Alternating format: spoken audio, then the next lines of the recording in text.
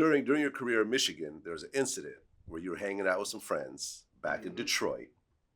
I guess the cops raided the house and they found some drugs in the house. Yes. Including some crack. Yes. And it turned into a whole thing. It did. This was called the quote unquote crack house incident. Correct. Even though it wasn't a crack house. So, and we have to embody a period of the 80s and 90s where if you're in the inner city, somewhere like Detroit, where drugs, homicides have infiltrated the community, that's in almost every home, sadly. Mm-hmm. Okay? And so you don't have to, it's almost which house doesn't have it affect them. It's almost like we can relate to what cancer can do and the effects it can have on devastating a family because it's something that everybody has been exposed to. That's how this scenario was. A friend of mine who I went to high school with, I think his mom or his mom died. She left him the house. For anybody that's ever hung around people 18 to 25, that's the hangout now. That's all. That's the hangout. Playing Madden, hanging out with girls, doing what high school, college age kids, young adults do. Having adult beverages, all of that. Rolling up a couple. This is just... Yeah, regular. It's just regular. And so now all of a sudden, knock at the door, Sunday morning. I remember. I'm sitting there playing. I used to use the Giants on Madden because not too many people use them, but I could have Everson Walls on one side, picking it off LT pass rush. Anyway, knock on the door. One of the homeboys get up and go get the door. And I think he had one of those security doors where you just have to, you need a key to kind of get in type of thing. So they didn't barge down the door per se. He was like, the police at the door. And me,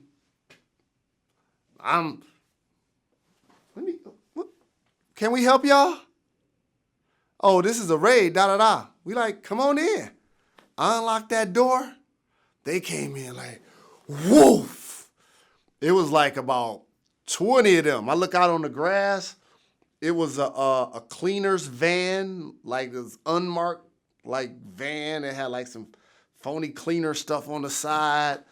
They had the first couple of dudes just kind of like ran past us with their weapons drawn, I guess to go secure the back, and then secure the middle and then secure the front type of thing. It's like about 4 or 5 of us in there. We like, I'm like, what are you, like this a raid, whatever. We like y'all wasting y'all time. If y'all got some money, y'all should bring it to us. We trying to get it. And so they tearing up the house, they knifing the furniture, taking everything out of the refrigerator, taking everything out of the freezer, tearing up the house. Didn't find nothing. Nothing. They started checking us all afterwards. Boom, check me. Da-da-da. Oh, my son loves you. Da-da-da. I know who you are. Whatever. Oh, he going to be disappointed for 2 reasons. 1, I'm supposed to be spending my Sunday with him. And 2, I'm getting a chance to run into you in here. Oh, man. So we go down the line, da-da-da. And then he frisk another one of the dude. He like, oh, we got rocks. Pulls out 2 rocks out of his pocket. So he had them. It was on his person. So therefore, he was the person that I guess got a ticket for having, whatever they said he had. And I got tickets for loitering in a place where they said that drugs were either purchased or sold.